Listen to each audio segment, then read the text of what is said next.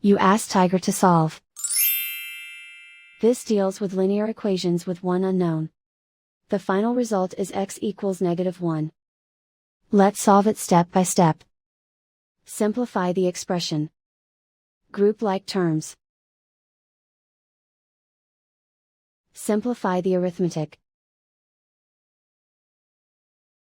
Group all constants on the right side of the equation. Add 3 to both sides. Simplify the arithmetic.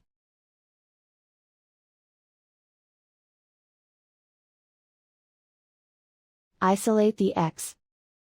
Divide both sides by -3. Cancel out the negatives. Simplify the fraction. Move the negative sign from the denominator to the numerator. Simplify the fraction. And so the final result is x equals -1.